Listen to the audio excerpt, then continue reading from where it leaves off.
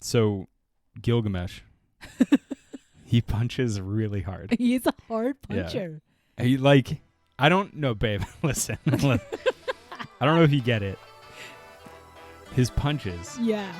they're like really hard. They go hard. Yeah.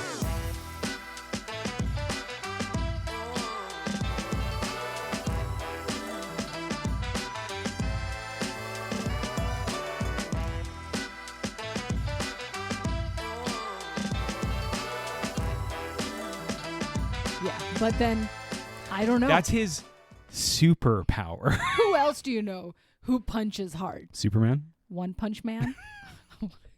Is he One Punch Man? I'm not into that nerd shit. Okay. Well, speaking of nerd shit, I have a question for you. Shoot. Put yourself in the shoes of our Lord and Savior Thanos. Okay.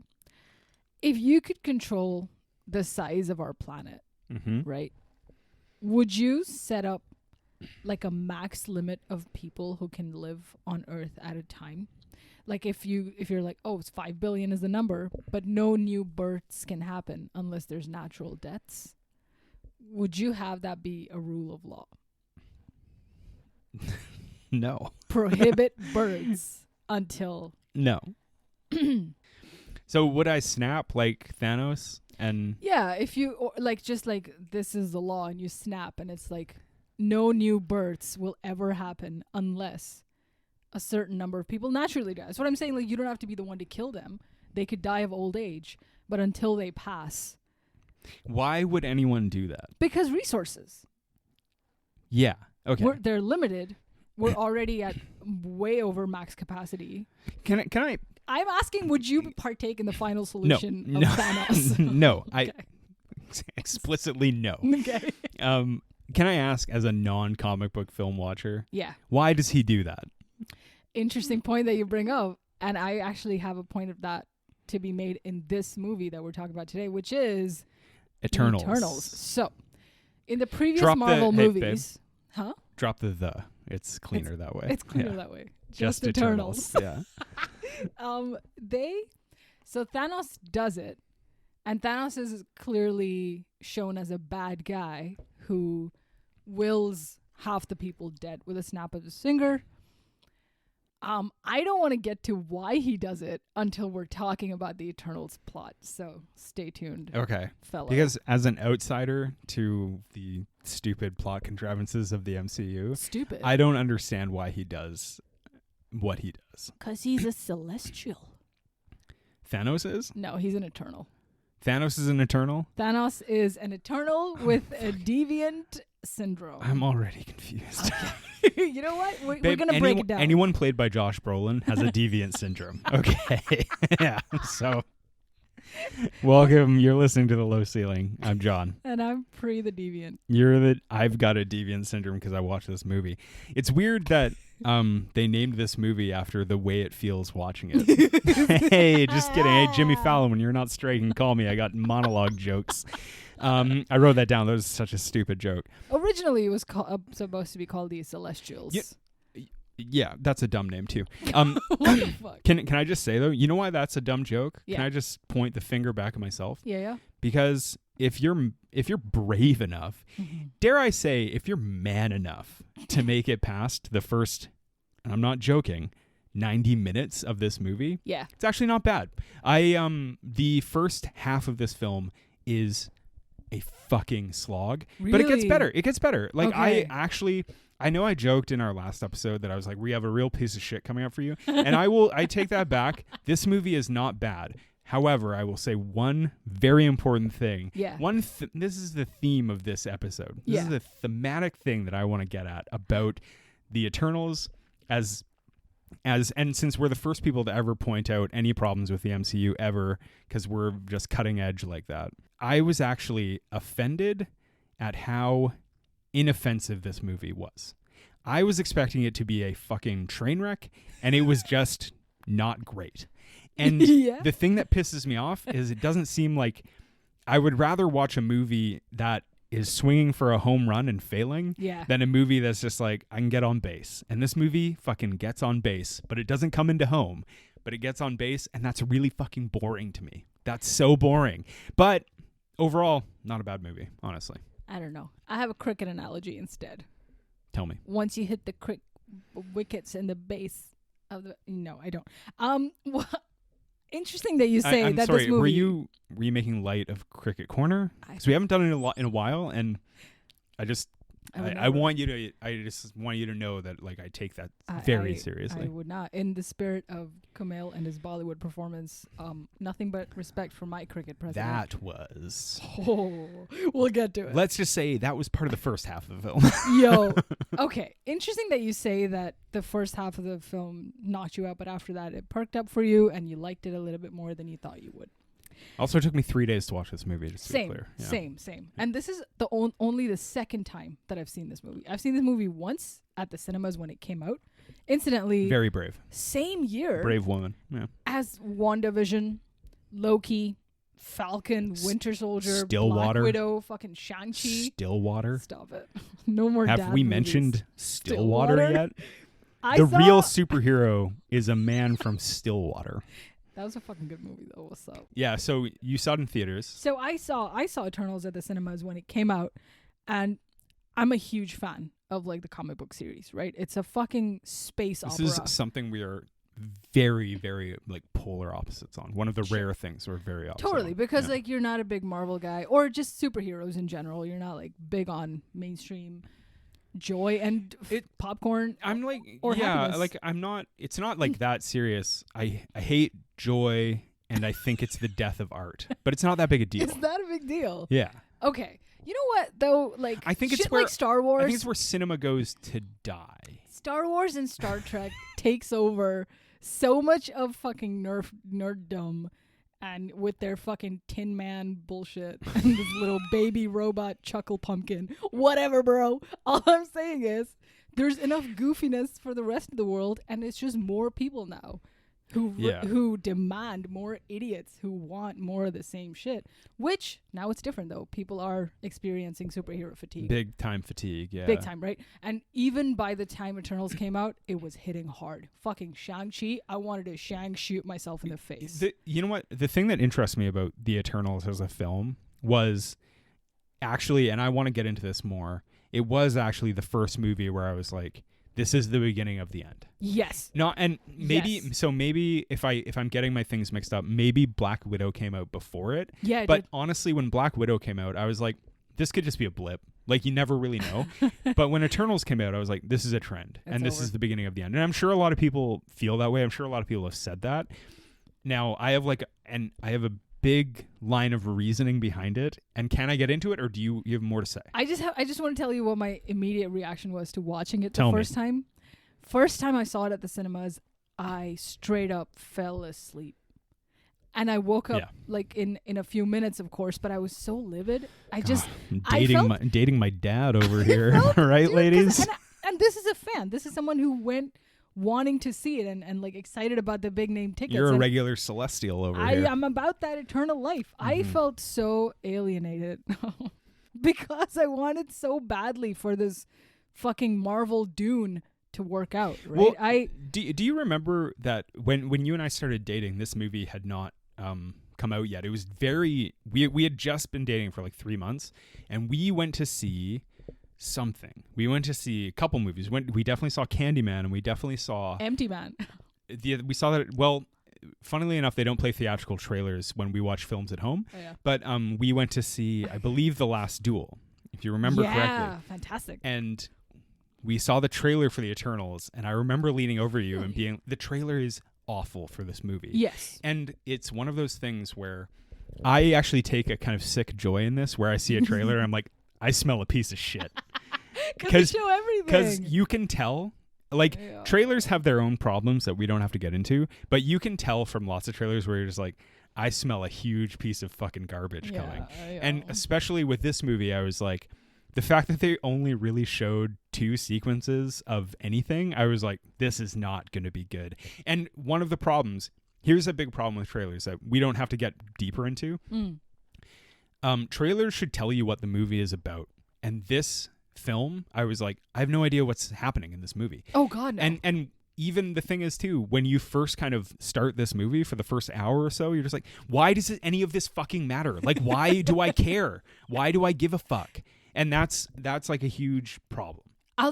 It's funny because when I first saw the movie at the cinemas or even saw the trailers, it was like fucking G10 summit of too many fucking superheroes all jammed into this. That is one of the massive problems of this. And on the second rewatch, now that I watched it over a 3-day period in like more of an episodic fashion, an hour a day, I really enjoyed the first half. I liked that they set up where do Eternals come from and what is their impact on humans and how do their you're out of your mind. How do their like there's cool scenes with like how they make inventions and then hand it over to humans, like whether it's a knife or a metal or whatever, right? I hate that shit. What? I was about that like fucking hate Brian Tyree Henry in this so much. No. This is Gemma Chan. Yeah, do you think her shoulders hurt from carrying this fucking movie on her back? What are you talking about? She could not emote to save her life, my guy. I think Gemma Chan. Everyone here knows how much I love Crazy Rich Asians. I happen to think Gemma Chan was one of the positives of that film. I'd never seen her before. I didn't know anything about her. I thought she was a good actress for a movie that is objectively bad. And in this movie, I was kind of like, she might not have been great, but she deserves far better. And I'll tell you why. Gemma Chan has all the makings of like a real star. And she deserves better than this fucking movie. And she could do better. That's the thing. All of these actors it's the thing that blows my mind is like how all of these actors gather together to do some of the shittiest work of their careers. And it's so frustrating because like all of them in different things, you're just like, you're so much better. Except I will say Angelina Jolie, as the movie goes on, she gets better. Barry Keoghan. I hate him in this. And also, this is like, of all of the movies he's been in, this is his worst by far. Well, yeah. Well, they're all bad because of the nature of the film and the plot and the pace and everything. What I'm saying is Gemma Chan doesn't deserve to have to carry this film with such flimsy material. I just don't think she carries it at all, though. I don't think she's given the chance to. But really, if you're rewriting this movie, Gemma Chan is the main fucking character, and you don't have to spend forever with all of these other characters, right? Yeah. That's the thing. It's like, and that takes away from the enjoyment of this movie because you want Gemma Chan to be the main character. At least I did. I was like, she is the protagonist. But they're like, yeah, but we gotta spend time talking to all these other fucking people. Because there's like 10 protagonists. You gotta like spend time with like Ajax, and so clearly, what's her name? The actress is like checked out. She just does not seem Salma Hayek. And then I got fucking Richard Madden too. There's like points in this. He's a great actor, and he's so wooden. And there's points in this where he'll like say a line, and then halfway through, it's like he remembers how fucking stupid the line is, and it's like, I can't believe I'm saying this. You know what? Now that we're talking about it, let's go through who the Eternals are. There's 10 people, right? Because we got to get to. I have this thing I really want to say. Okay, really you say it, but I do have thoughts on why some of these characters work and why they don't. Let's get into it. Let's talk to them about that in the plot. Okay. So I want to lay out like what drives me so insane about the MCU, even when it was pumping out good movies. And it was when I did some like research about reviews of this movie, it was like really clear what was happening. And the thing that really drives me insane is the hype machine around the MCU is so well oiled that it creates these expectations that are like that. I thought this movie was going to be like a flaming piece of garbage, and it's not. It's just okay. It's just fine. Right? It's more mature than any of the other Marvel films, right? Sure. Yeah. But like, so okay. So I read these 2 stories in Wired. Now this is important. Wired magazine. There's these 2 stories by a writer named Angela Watercutter. They're both by her, which is really interesting. She did a profile on Chloe Zhao, right? I have nothing against Chloe Zhao. I didn't think Nomadland was like that great, but that's just me. She does this profile on Chloe Zhao, and the whole time, all they talk about is like how like Chloe Zhao is going to bring this whole new sensibility to the MCU, and she's going to change things, and she's going to do this and this and this. And they talk to like Nate Moore, who produced the movie, and every fucking like quote they have, they brought up the fact that Chloe Zhao is like, I'm a big fan of. They brought up Terrence Malick a bunch. And then when you watch Nomadland, you're like, okay, I get that influence. Yeah. But when you watch Eternals, you're just like, what do you mean? How can you even say this in the same breath as like someone like Terrence Malick, right? Yeah. And then they talk to like, there's this quote by Nate Moore, the producer, which really drives me insane. He says like, Zhao deconstructed who gets to be a Marvel hero and reinvented the MCU, which is an insane thing to say. And then he also says, he's like, Eternals are immortal cosmic beings, not super soldiers. They don't have to have six-pack abs, which is crazy because everyone in this movie is incredibly hot. Except But the thing that drives me crazy is like how smug and self-righteous they get about these films and about how they're just kind of like, they literally think they're making the most groundbreaking cinema in the world. And you're just kind of like, you are making a movie that appeals to 12 to 25 year olds. And that's just like, and that's what drives me crazy is they build up this hype machine and it's all on purpose. And then this profile on Zhao making the Eternals, which is, it's really interesting. It's on Wired. It's worth reading. That comes out on November 2nd. The film is released on November 5th. Yeah. Angela Watercutter, the writer, releases her review of the Eternals on November 5th and says, here's what's wrong with the Eternals. Come on. And it's like, for the whole time, it seemed Angela Watercutter, nothing against her, I don't know anything about her. She knows that this movie isn't very good. Mm-hmm. This profile is just like all fucking just essing Chloe Zhao's D and the MCU's D the whole time, being like, this is just iconic and amazing. And I do agree that Chloe Zhao did some interesting things in this movie.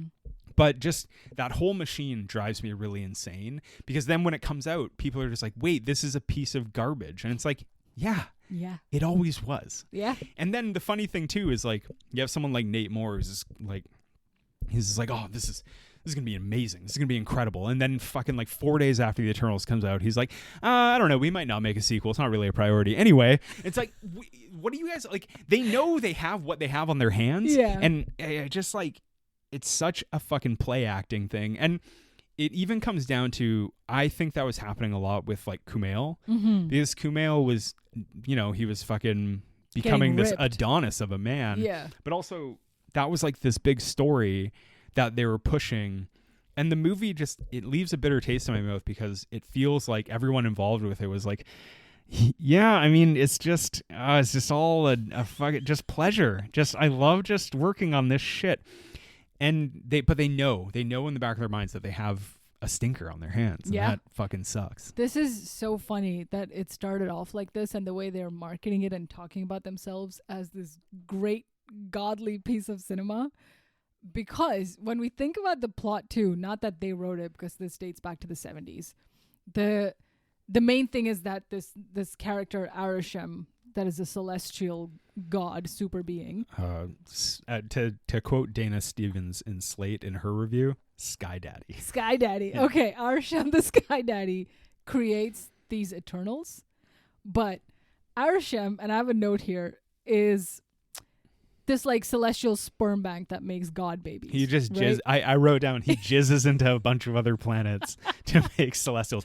I also wrote down he's the worst middle manager of all time. He's such fucking track record of being shitty trademark at his job. He's like a deadbeat dad. Yeah. He's just, so to him, he's supposed to be this like grand creator of everything, but he like repeatedly creates these terrible mistakes that evolve beyond his control, that like every time he does something it goes bad or it's not received in the way that it should be. And it makes me think that all these reviewers who kind of start talking about this film or even Chloe Zhao's work are kind of doing the same, where they're like, this is a celestial piece of work, and then it just doesn't hit. The thing too though is that like Chloe Zhao is such a huge deal after winning Best Director, Best Picture, right? Yeah. With Nomadland, which again, fine, I don't like it. You're a fan. You've said you liked it. I don't like it.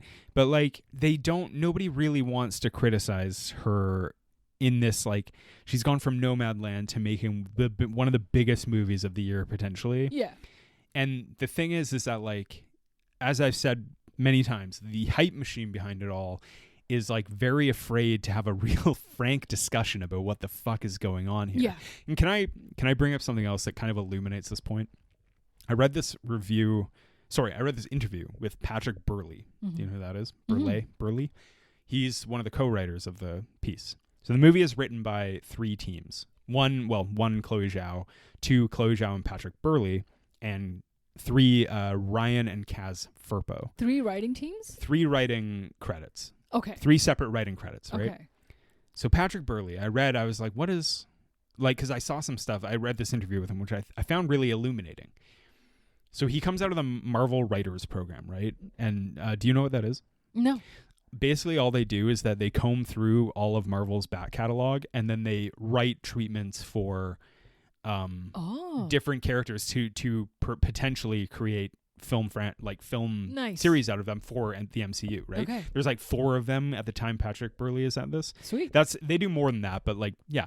And then, he graduates to, they're like, hey, we need someone to write on Ant-Man and the Wasp. Are they like casting agents for comics or something? Just No, pick it out and turn it into a thing? No, they use the power of creation to like kind of pitch new ideas for the cinematic universe, right? Sick. And they have access to everything Marvel has ever done, I guess. So comes out of that, and they're like, hey, we need someone to help write on production on Ant-Man and the Wasp. And so he's like, obviously, goes and does that. He's writing, he said, sometimes 30 pages a day. What? On this fucking movie. On Ant-Man and the Wasp, right? Oh, boy. And then he's hired. They're like, we need more writing on the Eternals. And I think this like kind of shines a light on some of the issues that are here. Is that, so Chloe Zhao is in London doing prep for the film. Patrick Burleigh is writing the movie. He's rewriting the movie 3 months before it shoots and sending it to Chloe Zhao. And it's kind of like the thing that always boggles my mind when I hear these stories is I was like, Disney, surely you are the most powerful studio who can afford to maybe take the time to make this fucking right. Yeah. Because we were saying earlier when we were chatting with a friend that, and I don't know if this is true, but the parts that are set in the past, which none of us liked, they feel like they're just done by a different writer. Yeah. And then shoehorned in. Yeah. And it's so annoying. It's totally fully different. Yeah. Like randomly, even when they have conversations, it's like, why does this matter? Who cares? Why are you talking right now? It's just, it points to this kind of systemic issue where it's just like, it's take the time to do it like, fucking right, you know? They just kind of half-ass it towards the end, it feels like, or rush it because of budgetary reasons and or what have you. I don't want to point the blame at like Patrick Burleigh or Chloe Zhao or anybody really. It's just, it seems so strange that it's like the richest, most powerful studio, and they don't just take the time to make the film correct. I don't know. And then they get stuff like this, and it's just fucking whatever. It's just a limp, flaccid hot dog. It's just so fucking Because to your point, like Chloe Zhao must have been like, this film is an elegant allegory of God complex and human nature and climate change. And then the audience with Patrick Burleigh are like, yeah, it was Cowboy Salma Hayek, yeehaw, bitch. All of her ideas, like all of Chloe Zhao's lofty ideas that she might have had, the movie's 2 hours and 40 minutes, and they're just not there. They're not there. You're just like, what do you mean? Like, when does that happen? Because I just can't see it. 10 primary actors, 10 characters are too busy talking to each other, being like, your name is Ajak, your name is Cersei. And then they just go back and forth. I mean, can Pri segue or can Pri segue? What's up? Let's talk about these characters. All I'm saying is that this fucking G10 summit of maximum superheroes in one film is led by Salma Hayek's character, Ajak, who is the number one kind of Eternal created by Arishem, who's a big celestial god. So Arishem is sick. Arishem is sick. Arishem has great. Clearly, all of the like CGI budget went into making Arishem fucking tight. Because it's like that, and that is the movie that we should have got, where it's just a fucking space concert. It's a shame that this takes place on Earth. Yeah, honestly, all of it. Yeah. Who gives a shit? Burn it to the ground. Even in the trailer, which again objectively is a terrible trailer, when they show like Arishem, I was like, that does look pretty sick. Yeah. So Arishem is this giant balloon that creates the Eternals out of the palm of his hand. Or Sky Daddy. Sky Daddy. Ajak, I'm going to jerk off into a planet now. It's very like biblical, right? He like, Ajax, should I jizz over here? Jesus Christ. That's I think in the Bible, yeah. So Arishem not only creates the Eternals, before the Eternals, he gives birth to these fucking spicy dogs that are called deviants. Okay, they're just wires and goofiness. Such a stupid idea. But then he's like, "Oh, I created the deviants, but they evolved, and I didn't see that." Oh boy, I really messed up. TLDR, I done goofed. The idea of the deviants is a real fucking problem. It's a really bad idea. It's also done very poorly. Yes, because the deviants in the comics are a race. They have things going on. They have personalities. There's like stuff more than just them being feral dogs who eat a triceratops and then become one themselves. Like it's much deeper than that. Not that the movie has to convey all of it. They try to when they turn him human or whatever. But because the deviants become like these bratty kids out of control, Arishem has to create Eternals to keep them in check. Basically kill them and protect the humans. I'll tell you why. Sorry, I thought it was the other way around. No. I thought Sorry, can you clarify? Because I am genuinely asking this question. How many planets did he jizz in? No, I'm just kidding. So I thought he created the Eternals to shepherd races on planets, to create the energy, to birth the Celestials. Yes. And then he created the Deviants. He created Deviants before he created the Eternals. But the Deviants were there to like... this is what's so stupid about it. It's like they're there to kill apex predators to ensure that life flourishes. To ensure that intelligent life flourishes. Right, because they need the brain goo. You explained to me earlier that they need the brain goo. Yeah. All right. They need the brain goo of humans, right? So they're killing all these big shark. But there's a shot of these like eternal the deviants, Jesus. The deviants like attacking these kind of alien creatures. These sentient alien creatures who look like humans, but they're blue. When? I don't know, babe. It's a long fucking movie. In like seriously. around the 4-hour mark, they start. Yeah. Well, the point is like Arishem creates these dogs, and then they're too feral, and he can't control them. So he creates the Eternals to check on them. Basically, the idea is that every planet or every galaxy has to allow for humans to flourish, or like very hyper intelligent life to flourish, because humans are like batteries. I don't think it's humans. I think it's this intelligent life. It's just intelligent life. Well, if for Earth's case, then in Earth's case it's humans.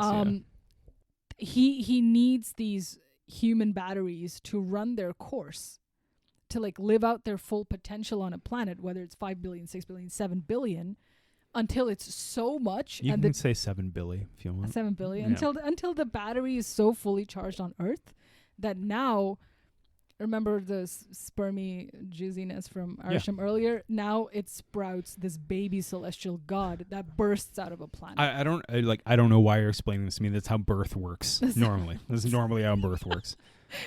A lady gets pregnant and a bunch of people just think really hard, and then she craps out a baby. They burst out of her belly, straight out of her mouth even. Yeah. So 6 eyes, big head. Yeah. So the baby celestial, right? This Tiamat. They call it Tiamat. This one is Tiamat on Earth. You know, it's meant to explode out of Earth and as a result kill all of Earth and kill all the humans.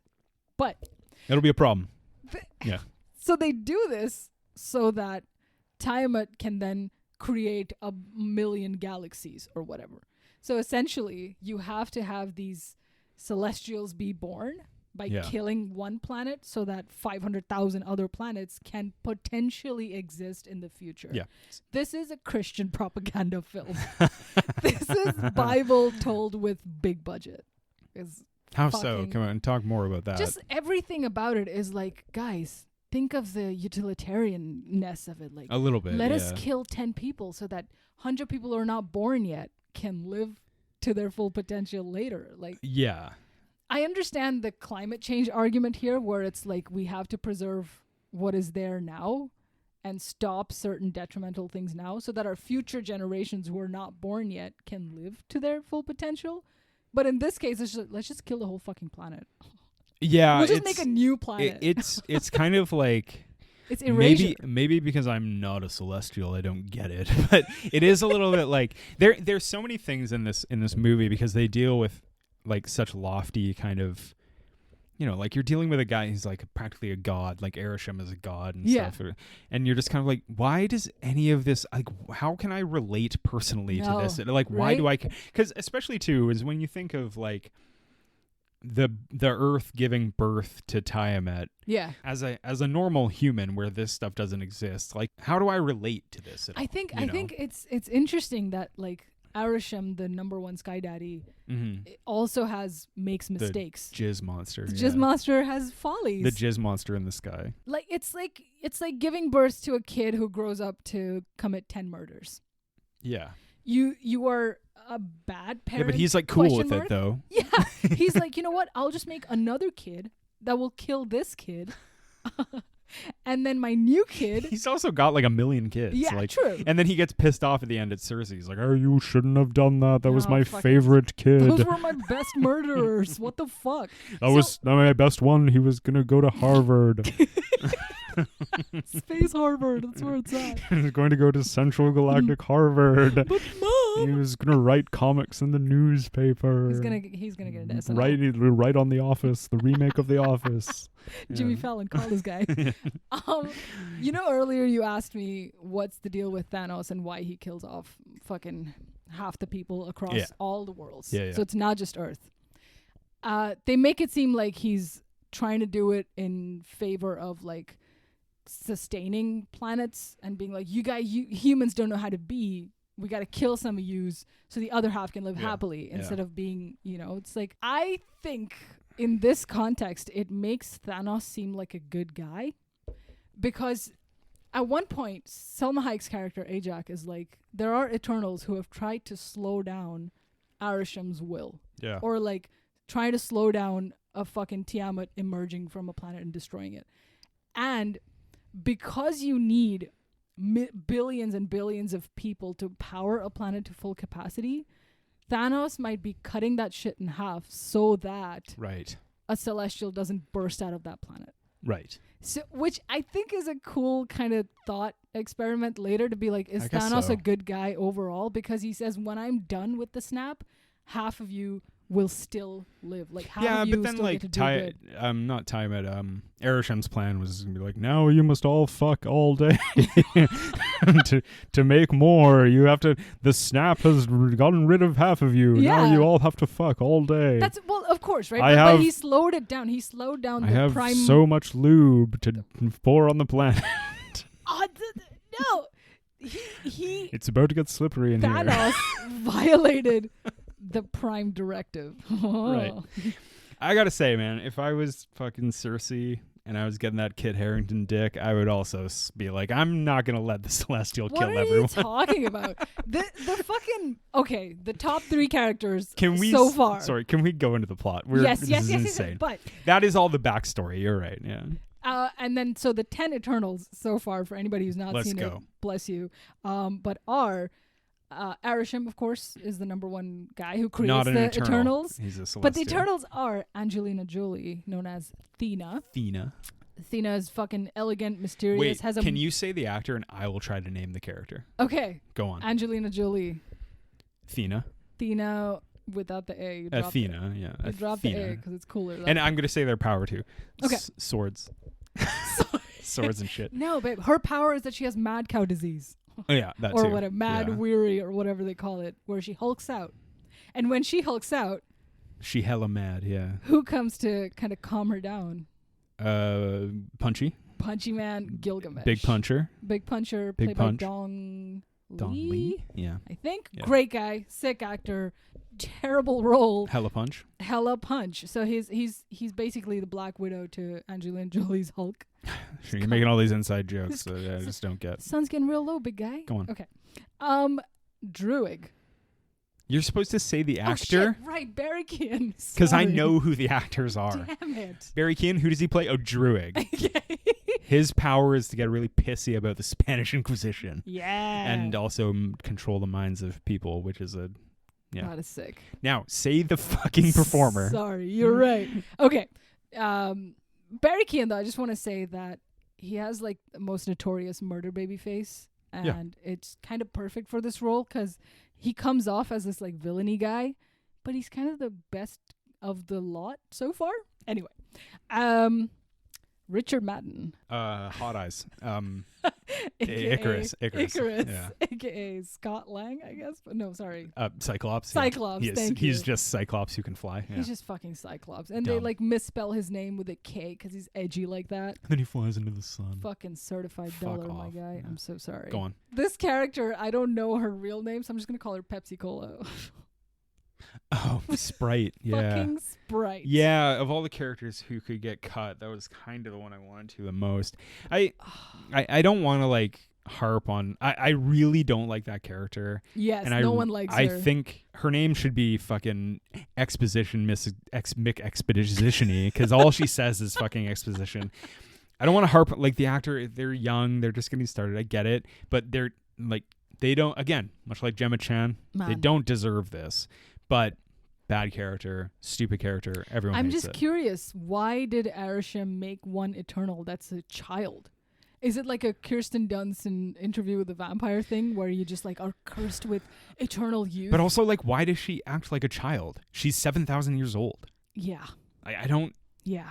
She's like, I have pangs of jealousy at all times, and then also but like, I have a crush on this guy. And also, like, if that's such a problem, just go to your manager, Arishem, and be like, hey, can you stop jerking off on the universe and fix this for me? And he would be like, of course I can, Sprite. Oh, God. Yeah. And then, of course, my guy, Brian Tyree Henry, plays...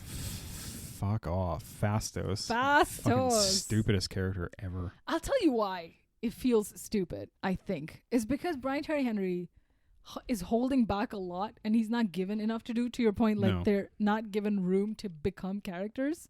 But even though one of his major superpowers is having the sexiest hands in Hollywood. We all know Brian Tyree Henry has the sexiest hands in Hollywood. Paper boy. In fucking Atlanta, I noticed this. But like just his hands are beautiful. What does he do with them? It doesn't matter. There's a scene I remember very specifically in Atlanta where he puts his hand over his face in frustration. Yeah. And I'm like, his whole hand is covering his whole face. It's so hot. Yeah. Beautiful hand actor. And just a great actor. But you know what terrible they say character. About men with beautiful hands. Huh? What?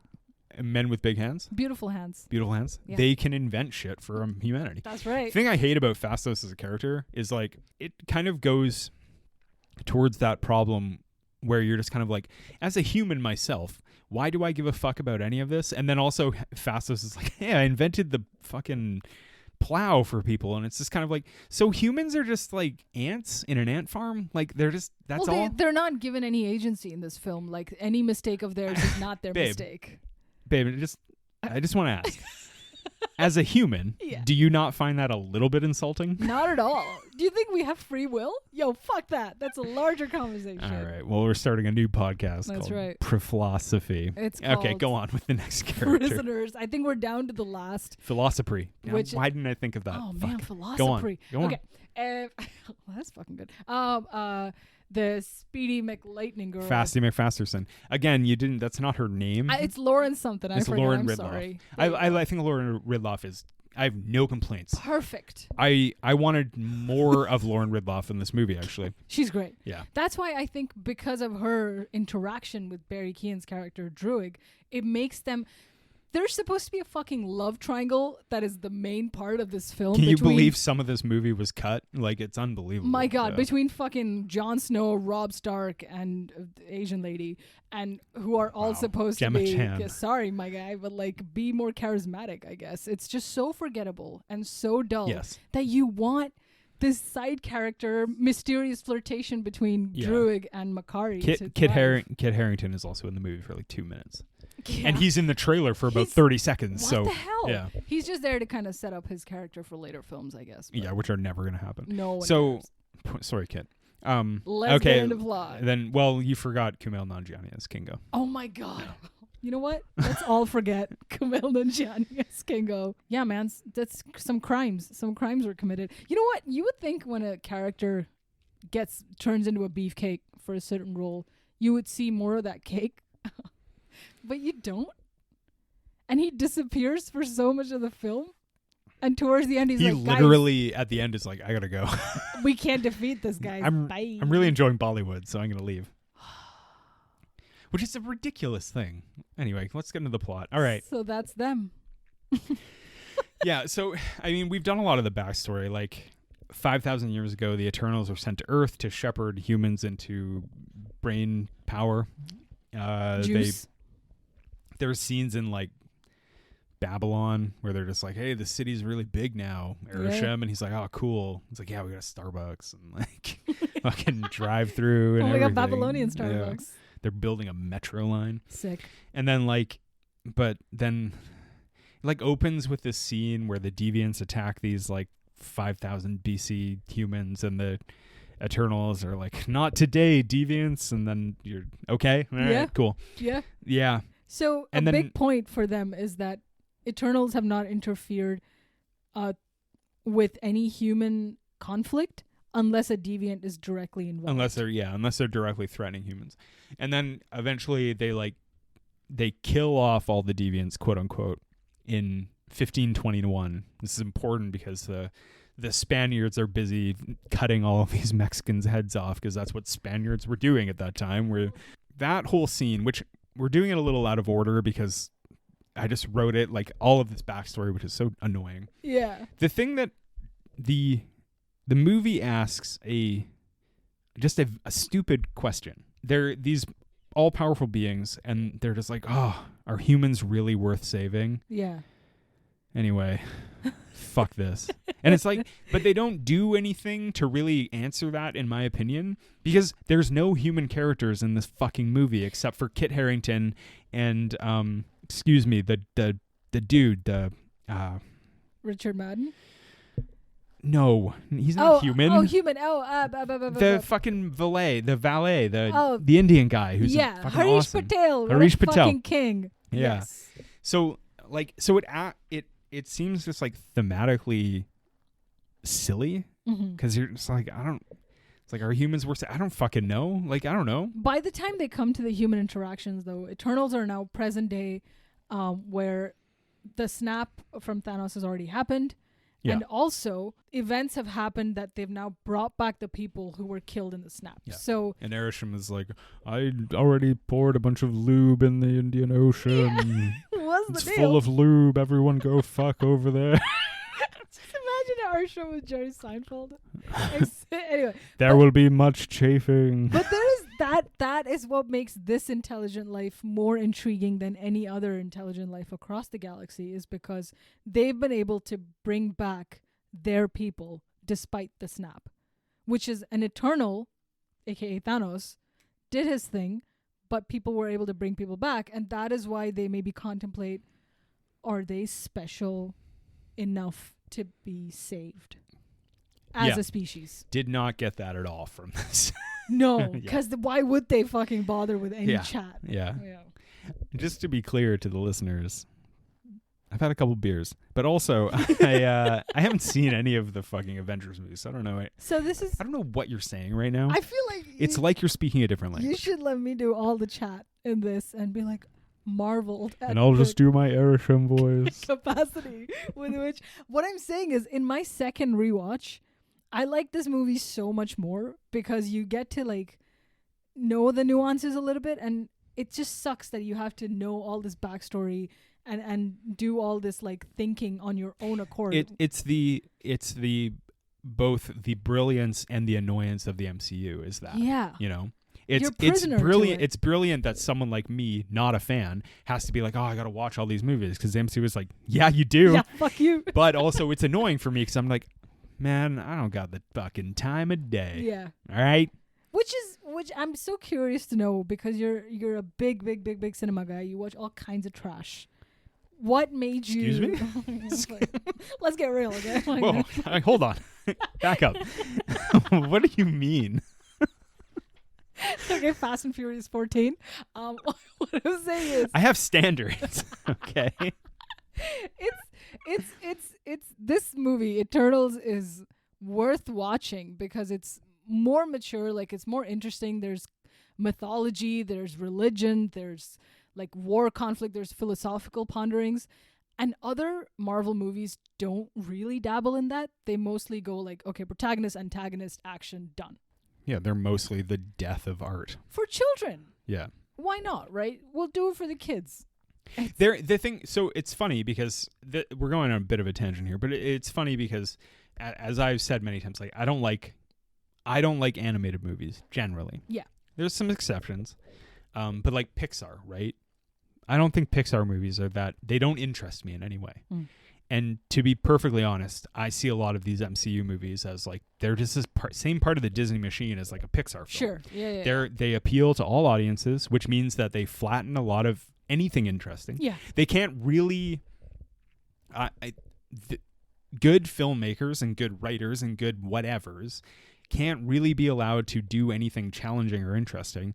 And I'm going to go back to this Dana Stevens review that I read. Dana Stevens is a very smart reviewer. I like her work. And she has a quote that I wrote down.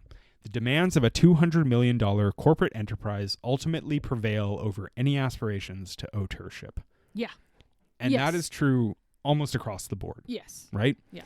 And that's something, like, I'm not saying that there's no place for, like, popcorn entertainment in the world. Obviously there is, and I'm the exception rather than the rule. Yeah. But they just, like, really don't interest me.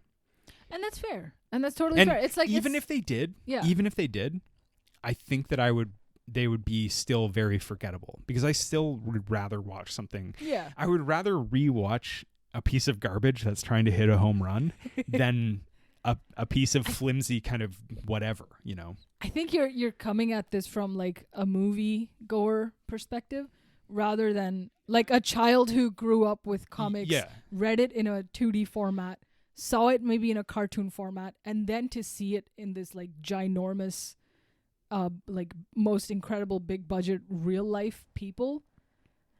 That can be pretty magical to a child who's grown up with it for 15 years to then see Iron Man kind of take form. I think you're right that like I'm coming at it from a person who likes good things instead of a person who doesn't. Okay. You're better than a child. Congratulations. Stop it. Yeah. What I'm saying, usually when I'm seeing the like next cool indie film and there's children filing into the next MCU film, I slap them in the face.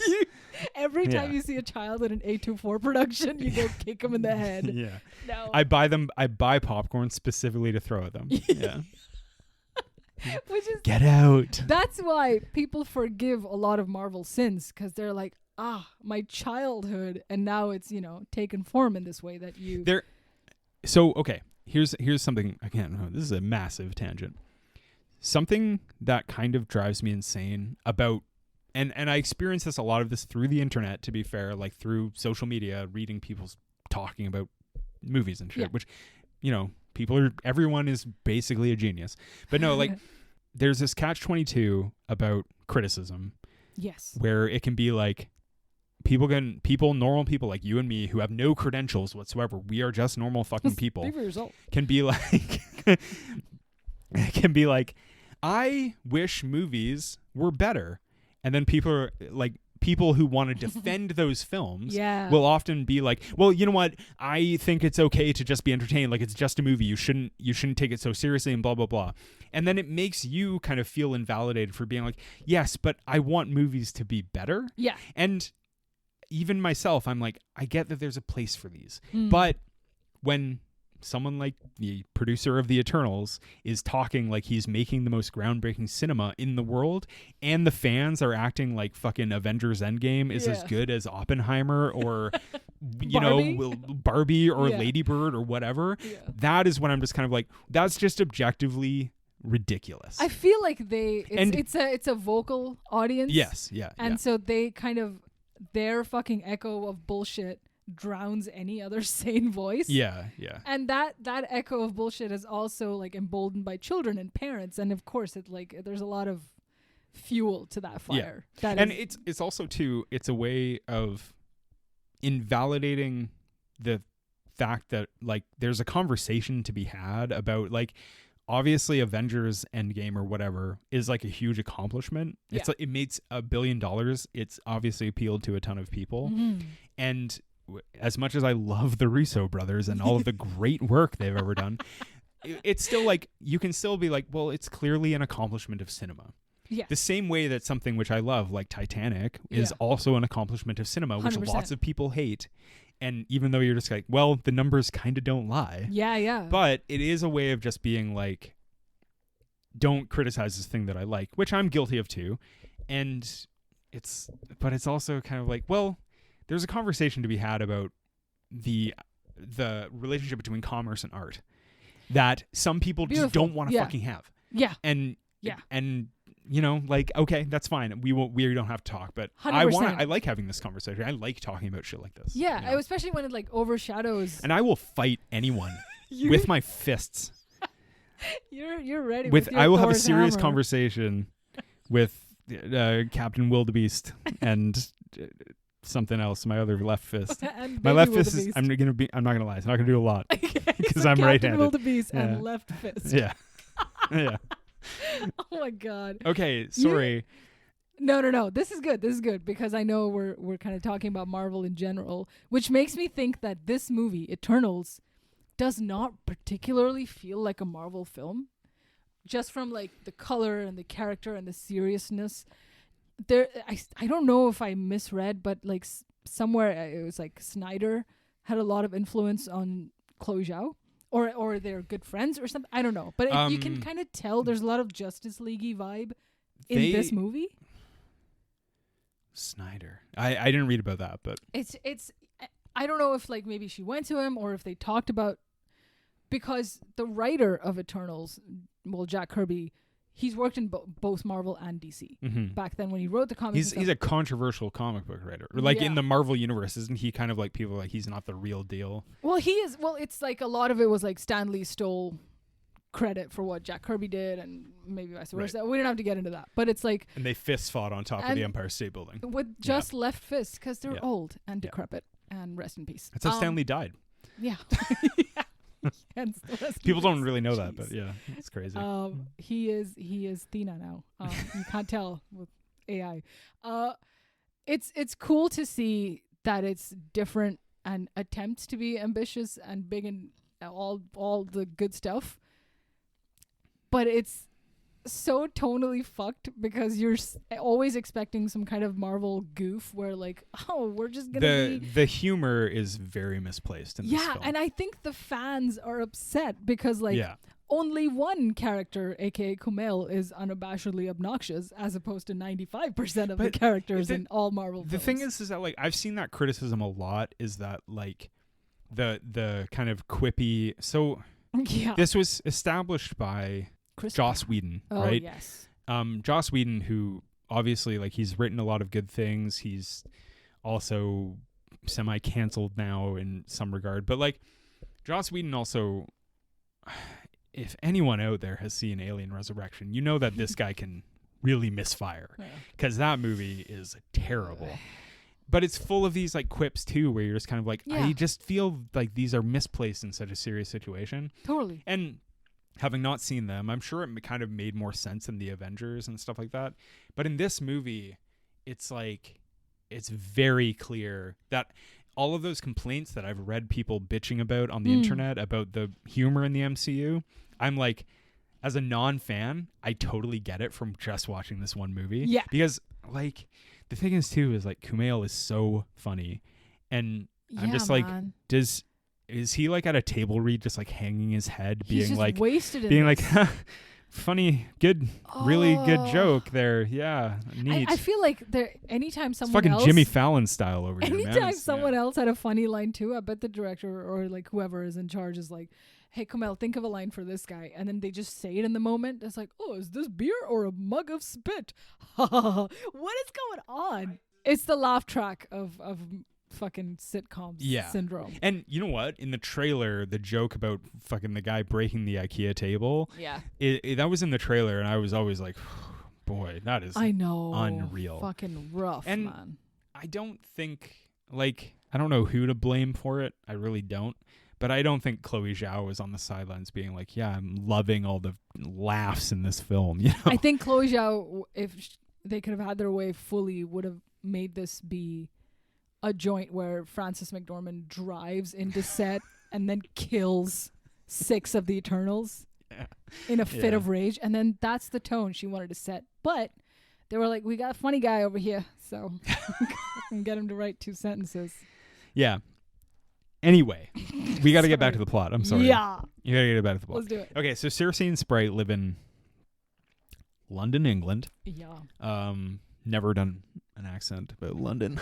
And she's fucking hooking up with Dane, and Dane is like kind of suspects that she's a superhero in some way, which honestly, if I'm Dane and I find out she's an Eternal, I'm just like, she's going to look like that forever. Yeah. And Gemma Chan is gorgeous. What a hottie. And he's like, I'm just going to get old and she's going to look like that forever. Lock it down, my guy. Yeah, dude. Put a down. fucking ring on that finger. Okay. All right. Which, you know what? For the longest time, I didn't even know that they were meant to be romantic or in love or whatever. I was just like, is a guy. What about the scene where he like finger blasts her under the T-Rex? Sorry. So inappropriate. This is the only Marvel movie with a quote unquote sex scene. Which I feel like Sesame Street could have done it in a dirtier way. My God. How dare you even insinuate they're explaining anything remotely erotic? They're explaining to film. Sprite with puppets. They're like, Mummy and Daddy. They. She's like, Sprite, I've been alive for 7,000 years. Yeah, but you're a bitch. So, all right. All right, and so, fuck me. Sorry.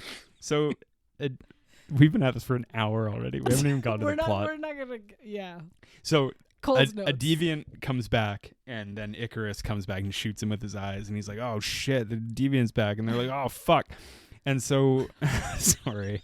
And then, basically, the gang is all separate now. They live in different parts of the world. Yeah, they're all doing different shit. And then so they're like, oh, we got to get the gang back together, which is classic trope. Classic. They go to South Dakota to find Ajax, and she's dead as fuck. Cowboy dead. And then Cersei, this is one of the plot points we discussed earlier, which just is kind of a deus ex machina. Cersei just gets her Ajax little orb in her chest, and then Arishem is like, hello, Cersei, you're my new Ajax. And Cersei's like, oh, shit. And then Arishem explains everything we explained earlier about how all this shit worked. Yeah. And then they continue on their merry way. Like, they don't want Tiamat to emerge. And they have to gather all the Eternals so they have enough power. Right? Like, they've decided they don't want Tiamat to emerge. I think internally there's a conflict between the Eternals that some of them love humans and some are like, we can't, go against the word of Arishem. Some of them just love being a Bollywood star. We've been given a prime directive. True. Yes. So we must follow that. But then main lady Gemma Chan is like, but I love it when they make stuff with flowers and I love it when they touch. Gemma Chan actually says, do you want to hear my Gemma Chan impression? Okay. Oi, it's not good out here. I don't think Arishem's right, mate. Mia Goth, what are you doing here? No, it's Gemma Chan. It's totally different. It's a completely different. Totally different. Yeah. Right. It's different than my Johnny Depp. It's different than all of it. Yeah. So they, anyway, so they gather everybody. We got to get through. Like, they gather everyone, and everyone is in different kind of zones of like, do I want to do this? Essentially, like, this is how forgettable the fucking movie. I watched this just this week, but this is how forgettable all the middle bit of the film is. It's just like. So they gather, and then they decide, finally, they're like, we got to gather our energy to put Tiamat back to sleep. Mm-hmm. Barry Keoghan can put him back to sleep. Yeah. And then Richard Madden is like, I'm going to do my Richard Madden. Excuse me. Oi, mate. He's Scottish. He's like, oi. But Rob Stark. But I'm... Oi. But it's Rob. Rob Stark. Yeah. He's like, I got to follow what Arishem says. There you go. Arishem. And then Jon Snow. Also another Scot. Oi! It's all right. All right. Anyway, so but then it turns out Icarus is like, he's like, nah, Celestials rip. I'm down with this. I do what Arishem does. He killed Ajax, turns out. Yeah. He's gonna go forward with letting Tiamat be born from the earth, and then everyone has to stop him. Okay. And Sprite also joins him. Yeah. Because she's whatever. There's getting the gang back together is usually the more exciting part of the film when you're like, oh my God, 10 superheroes. We did a whole episode on Ocean's 12. All scattered. And then they spend 3.5 hours trying to get them together. Barry Keoghan's character is one who kind of walks away from the Eternals to be like, I have to intervene in human he's affairs. he's interventionist. Yeah. Yeah. He's like, I can't just fucking hang around and let 9/11 happen.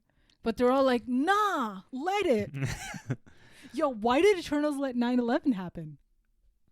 That's right. I mean, this movie just leaves some questions unanswered. Let's just say. And they're like, all good. Like, Oppenheimer, go do your thing. What's up with that? Don't. Hey, don't. Well, there is like that scene with Fastos in the ruins of Hiroshima is pretty like. Maybe we should kill humans. Maybe we should kill them. I don't know. I have complicated feelings about that scene. I think it's very dumb. Yeah. And it's also like, this is the one. This like, the one really? You want to go with? Yeah, and so they go to the fucking Canary Islands or whatever because Tiamat's about to pop out of the planet. It's party time, baby. And I like again. So now all the Eternals are fighting Icarus.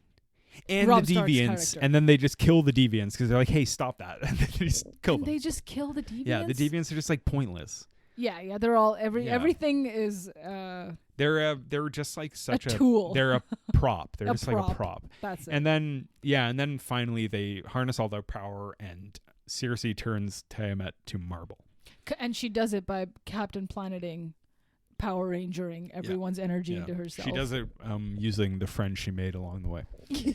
And then also I just got to point out in that final fucking action sequence, which is not bad, but like the music is whatever unbelievable. Whatever. So is bad. It fucking Game of Thrones guy? Is it Ramin Djawadi?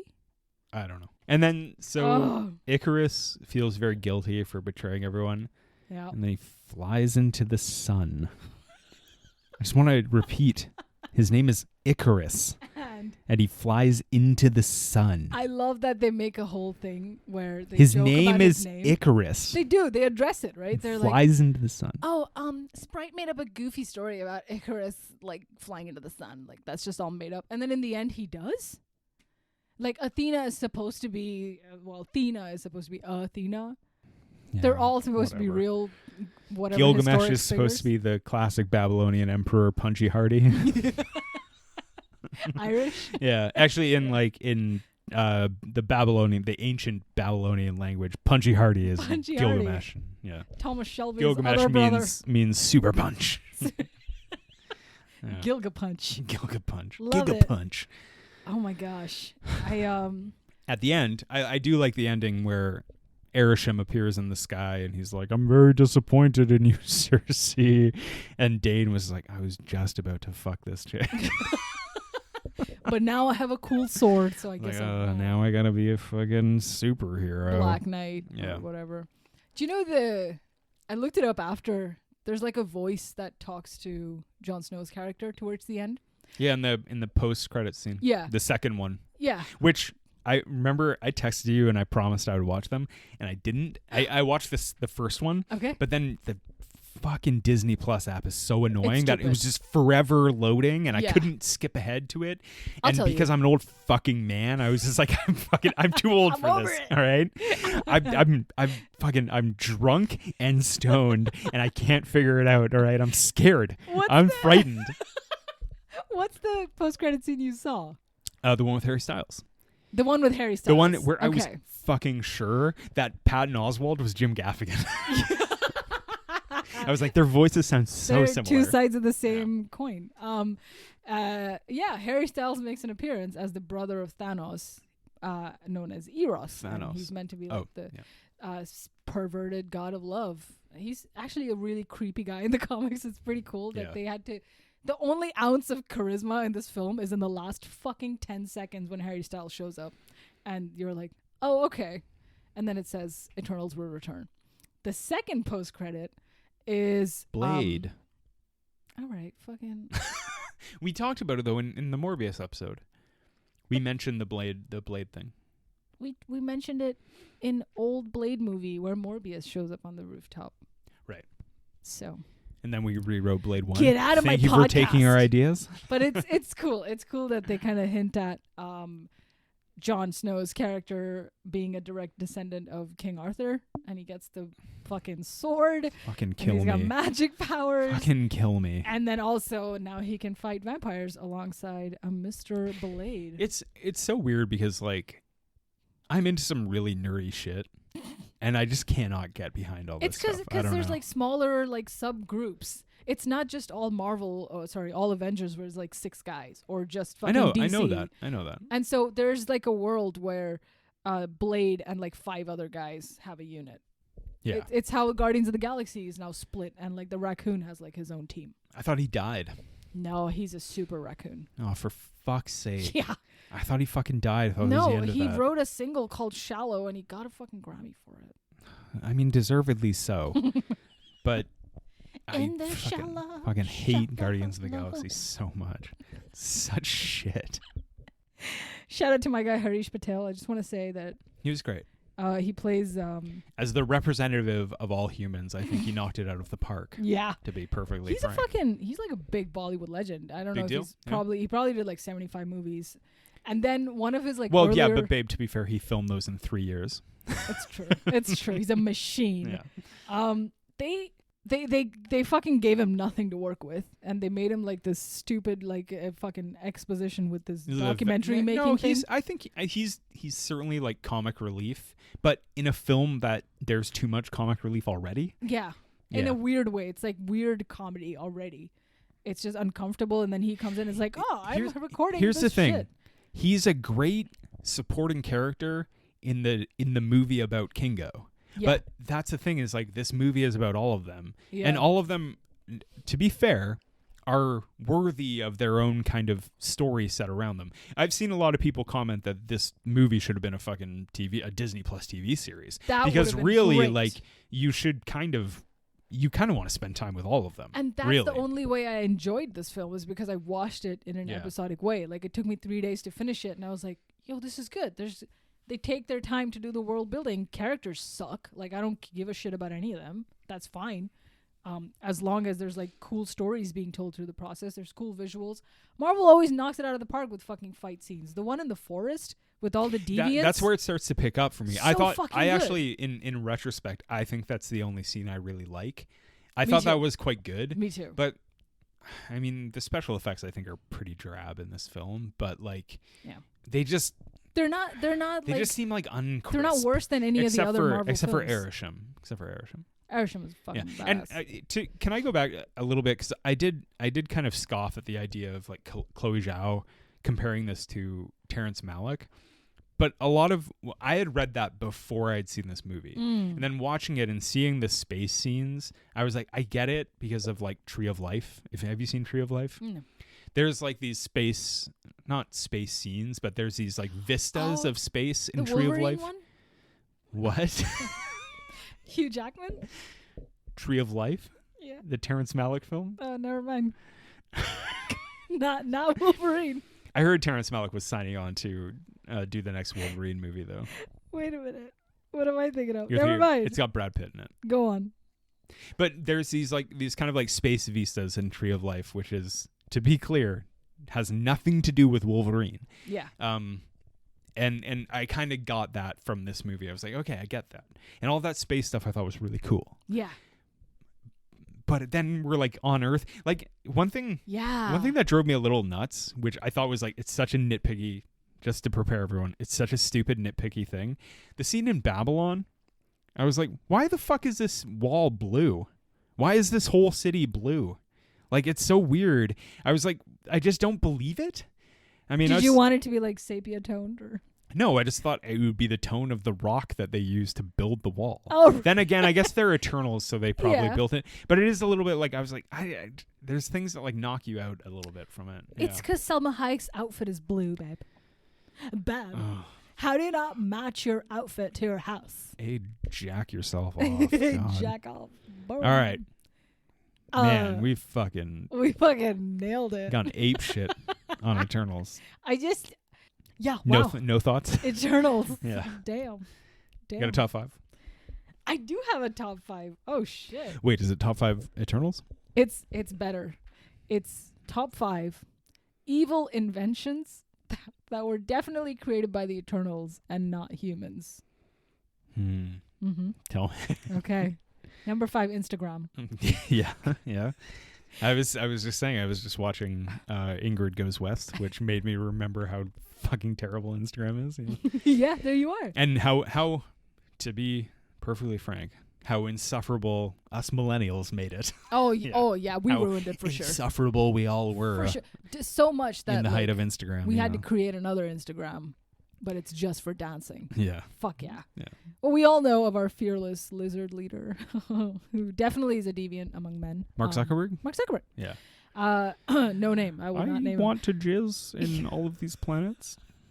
It would be my dream if Meta could jizz in these planets and I would make more celestials from my own. Gross. In the metaverse, instead of having legs, you'll be able to jizz on different planets across the universe. Please don't say the J word. I've said jizz so many times in this episode, which is surprising because it's a PG-13 rated film. Yeah. Well, they show it, so. All right, children, go learn on. Islam. Number 4. Number 4 evil invention, Dogecoin.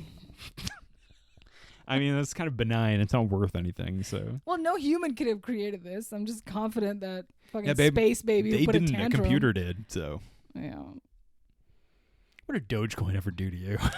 I like making that strange mouth noise word. Doge. NFT. Nifty. X Corp. Go on. Doge. Number 3, blue cheese. You're right. Humans didn't invent that. It was the French.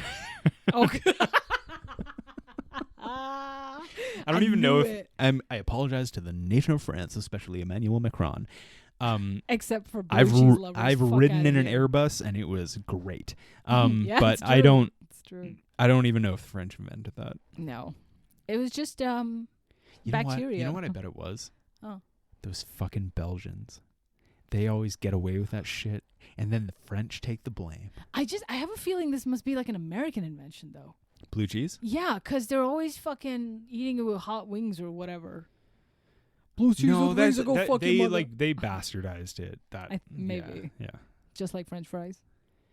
Created by Belgians. It's not American? French get the credit. French fries? No, they were created by... That's the word in Belgium, and I keep my nose to the grindstone on Belgium rumors. Okay? You just pulled out your Belgium diary. I'm you know how I am. I'm constantly checking up what's going on in Belgium. This is the noise you make when you pull out your diary. Page 56. Fries. Inevitably when I die and my diary is released to the Royal British Museum, because everyone thinks I'm British, it's gonna be like, oh, he did this on this day, and then he took notes about Belgium. Yeah, fries? Question he's mark? Like, in Belgium today. Yeah. You wrote in it like memento style. Yeah. Mental. Great. Number 2, selfie sticks. I just don't like them. I mean, it's such an old complaint. I feel like I'm 90 years old. You know what though? I have a controversial thing about selfie sticks. Oh shit. They never really took off. Oh, maybe not here. I think. Why have you been other places? I've been out. I've been out of this house. I've been out, yeah. I've been out and about. Yeah, it was a big thing in Asia. I remember even like fucking Singapore, India, Thailand, wherever you go, anywhere there's like a flood of tourists with large families, you got to get them all in the shot. True. You're not going to hand your phone over to a stranger because we're all thieves. So like, I remember when the selfie stick was created. As a millennial who ruined the planet, I remember when the selfie stick was created and there was lots of like sturm and drang about being like, are selfie sticks indicative of the failure of humanity? And like shit like, fucking people writing on the internet who had nothing else to write about, just writing for clicks, even, whatever. But they were just kind of like, are we failing as a society because people invented selfie sticks? And then they kind of like, they never became like crazy ubiquitous. And now every time I see someone with a selfie stick, I'm just kind of like, practical. Practical because you have space in this country for other people to have personal space. But everywhere that I personally see a selfie stick is in somewhere very crowded. Yeah. And like in someone's elbow. No, it's like in a tourist place that's like very crowded. So and it's just like 3 meters over your head. You know where I see them a lot? Belgium. No. You know what? I'm just salty because I am never in anyone's selfie stick picture. So what's the deal? I'm upset. I've never touched one. Oh, you're missing out. Yeah. Okay, then you're excused from this evil invention. Number one most evil invention that's definitely made by aliens. Netflix's Love is Blind reunion episodes. Fucking Satan Lachey herself, man. Yeah, man. The devil They Lachey. got it's like Arishem Lachey. It's all like an anagram Yeah. of the same thing. Yeah, I've noticed that too. What's up? And I don't think we should talk too much more about it because I don't want to risk our lives. Oh, yeah. This fucking movie, man. Not bad. Not bad, dude. But I know also, we shat on it the whole time, but like, well, it's I liked it. The thing is like all of the problems are so much worse than all of the good things are good. Yeah. And as I said at the beginning, it's so inoffensive. And I think that's what's so frustrating about it. Boring. It's kind of like, I think Chloe Zhao is going to continue to make great work. And it's kind of like, I want to see Chloe Zhao's like fucking home run hit, you know, whether it makes it or not, you know. Yeah. I want to see her try. And it's also nice that they're outside of Marvel. Yeah. But I understand. So a lot of criticism gets leveled at the film industry in general, where, you know, directors will make like a small indie and then someone's like, hey, how would you like to make a $250 million film? And while I think that is a systemic issue, I'm also kind of like, well, who says no? Like, why would you say no to that? Yeah. Right? Like the woman who did Candyman, Nia DaCosta? Mm-hmm. I believe she's doing a big Marvel. Really? And Candyman was a decent sized film. It was like a mid film. But she's doing, I think, the Marvels. New Marvels? I think she's doing the Marvels. Oh, yeah. And the thing is, like, Candyman was fine, and Nia DaCosta is a good director. Yeah. And my criticism is always like, well, I wish they were free to do other things. On the other hand, if I was in their situation, I'm not saying no to that. No, I'm not saying imagine no to that the money. shit. Imagine the money. But imagine the idea of being like, I have $200 million to make a film, but really, you, as Dana Stevens says, it gets in the way of authorship. Yeah. Yeah. When they say a movie, you have $200 to make this movie, is part of that also including the actors' salaries and stuff? I don't know. It's not clear. I've never been sure. And then when sometimes actors are like, I charge $50 million for this. The only thing I'm sure about, which I've heard from multiple sources in the entertainment industry, is that you can never really trust the budget that is like out on the general web.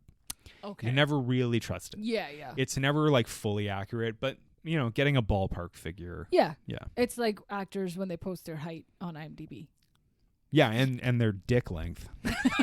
6 feet. Nice try, Tom Cruise. 6 foot, 6 foot inches, 6 foot. What does that mean? Is this Ethan Hawke? Yeah, it is. All right. Horizontal? I'm sorry for everything I said today. Some actors are. I had a couple beers. That's horizontal. All. Maybe I'm better at it. Maybe I'm better now. Yeah. Yeah. What's up? All right. Thank you for listening. Did this podcast last an eternal amount of time? I don't care if it did. Thank you for listening. I've been John. And if you stuck through, I'm Pri. Bye. Bye.